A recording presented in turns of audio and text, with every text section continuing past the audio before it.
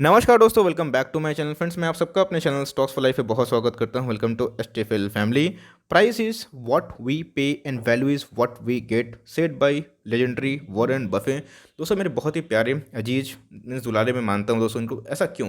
तो दोस्तों, बात कीजिए इन्वेस्टिंग जगत के बहुत सारे निवेशक आए, लेकिन जिन्होंने रिवॉल्यूशन पैदा किया और जिनको पूरा वर्ल्ड फॉलो करता है, सारे फंड मेरे फॉलो करते हैं, वो कौन है भाई? Warren Buffett. दोस्तों, बात की जाए इनका क्या कोटेशन। ऑफ कोर्स दोस्तों, जब मैं स्टॉक मार्केट में आया था, ऑफ कोर्स मेरे पास डिग्री तो बहुत सारी है, लेकिन डिग्री भी फीकी पड़ जाती है जब आप स्टॉक मार्केट में पहला कदम रखते हैं। और सबसे पहला कदम आपका होता है प्राइस की ओर।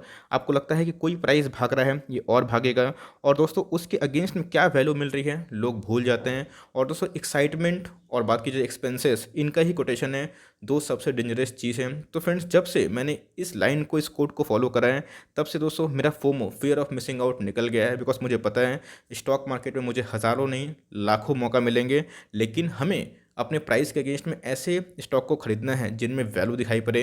जी हाँ दोस्तों, आईएफसी एक ऐसा वैल्यू स्टॉक है जिसकी बहुत मार्केट में डिमांड तो अभी दिखाई नहीं पड़ रही है, बिकॉज प्राइस नहीं भाग रहा। लेकिन दोस्तों जब वो प्राइस भागेगा, ऑफकोर्स दोस्तों लोग उसको तब वाह वाह करेंगे। और दोस्तों ये 25 का स्टॉक नहीं बल्कि 25 का एक मल्टी बैगर है। ऐसा क्यों बोल रहा हूँ दोस्तों? इसके पीछे बहुत सारे लॉजिक्स हैं, वो लॉजिक्स को शेयर करूंगा। क्यों दोस्तों? मैंने थंबनेल में लिखा है कि 100 क्या दोस्तों 150 भी जाने की क्षमता रखता है आने वाले 3 5 7 सालों में।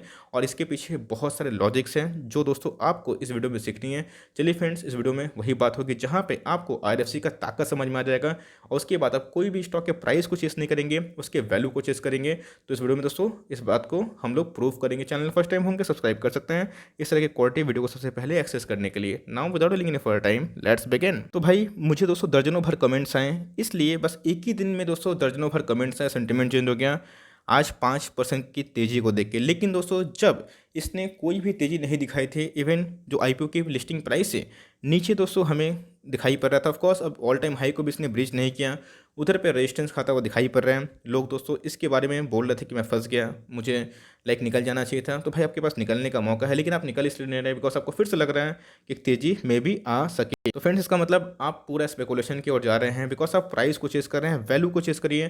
कंपनी के प्राइस ऊपर नीचे रहेंगे, लेकिन फंडामेंटल दोस्तों एक दिन में ख़त्म नहीं होती है, वो सालों दर साल चलते रहती है। तो आप देखिए कि आप जिस स्टॉक पर निवेश कर रहे हैं उसके अगेंस्ट आपको वैल्यू क्या दिखाई पड़ रही है। ऑफकोर्स दोस्तों उतनी हमें अच्छी इनके प्राइस दिखाई नहीं पड़ रहे हैं। बात की जाए लो बहुत ही कम था, और हाई भी दोस्तों बहुत ज़्यादा दिखाई नहीं पड़ रहे हैं।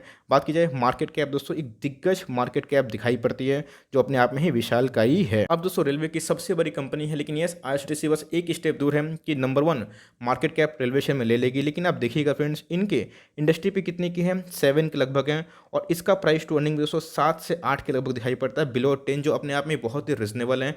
एक पहला एनबीएफसी है रेलवे का जिनकी लिस्टिंग देखने को मिली, और एक पहला एनबीएफसी है जिसके कोई भी एनपीए नहीं है। इस बात को ध्यान रखिएगा, बिकॉज रेलवे कभी इनके पैसे नहीं खाएंगे, नहीं मारेंगे।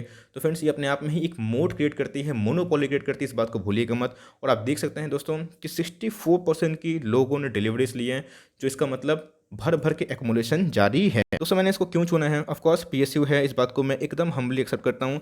पीएसयू तो दोस्तों आईआरसीटीसी भी था, लोग 1300 को बोल रहे थे कि 2000 कभी नहीं आएगा।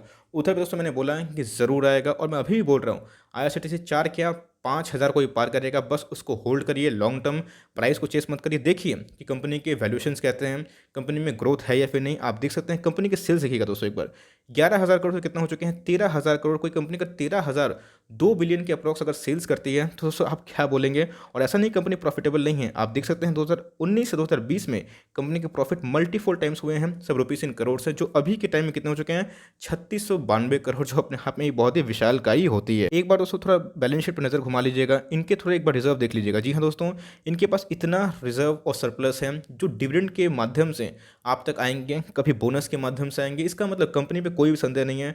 33,000 करोड़ की कंपनी के मार्केट कैप और 19,000 करोड़ का रिजर्व, इसका मतलब कंपनी के पास बहुत ही ज़्यादा मीन्स लिक्विड पैसे हो सकते हैं, और कभी भी दोस्तों अपने प्राइस को मीन्स वो आराम से एडजस्ट करवा सकती हैं। बिकॉज जितना रिजर्व और सरप्लस होना दोस्तों ये उनके पैसे नहीं होते हैं, ये शेयर होल्डर का ही इंडायरेक्टली पैसा होता है, जो कंपनी अपने शेयर होल्डर को वेल्थ क्रिएट में हेल्प करती है, चाहे वो डिविडेंड देके या फिर बोनस देके।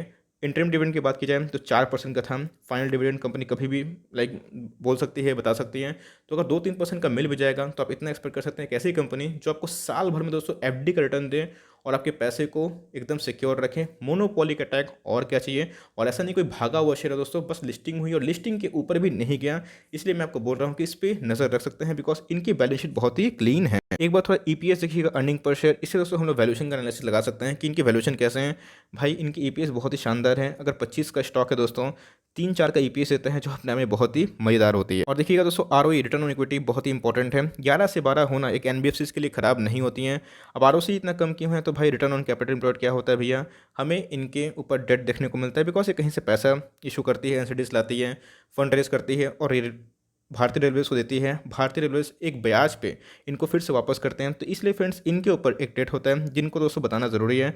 अब ये तो हो गई इनके तारीफें, ये हो गई इनके बिजनेस मॉडल। अब दोस्तों चलिए एक बार इनके थोड़े से प्रॉब्लम्स देख लेते हैं। प्रॉब्लम्स के पहले एक बार दिखाना है कि कंपनी के जो सेल्स ग्रोथ है कंटिन्यूसली कितने बढ़ रहे हैं। ये 4 साल का हमें ग्राफ देखने को मिल रहा है, 17, 18, 19 और 20। जी हाँ दोस्तों, हमें प्रॉफिट में कोई कमी दिखाई नहीं पड़ रही है। अब इनके प्रॉब्लम्स क्या क्या आ सकते हैं दोस्तों। सबसे नंबर पहला प्रॉब्लम कि बहुत लोग बोल रहे हैं कि अगर कभी भी आईआरएफसी प्राइवेट होती है, मीन्स इंडियन रेलवेज प्राइवेट होती है, तो इस पर क्या इफेक्ट होगा दोस्तों। जब तक इनकी मोनोपोली है एक इंडियन रेलवेज का प्राइवेटाइज होना और एक बार इनका स्टेक का पूरा प्राइवेटाइज होना, ज़मीन आसमान का फ़र्क है। एक दोस्तों और ही प्रॉब्लम है, आपको पता है कि 86% का प्रमोटर के पास अभी भी स्टेक है, तो 3 सालों के अंदर मुझे लगता है कि 14% से 15% उनको कम करना पड़ेगा, 75% का नीचे उनको लेके आना पड़ेगा।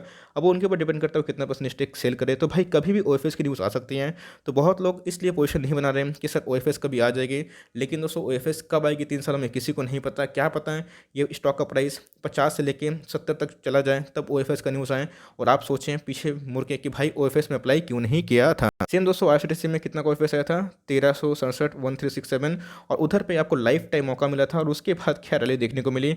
इसलिए दोस्तों ये सोच के मत लीजिए, मीन्स मत सोचिए कि आपको ओएफएस आएगा तो आपको शेयर ऑफलोड करना पड़ेगा। मेरे हिसाब से दोस्तों कंपनी बहुत ही प्रॉमिसिंग है।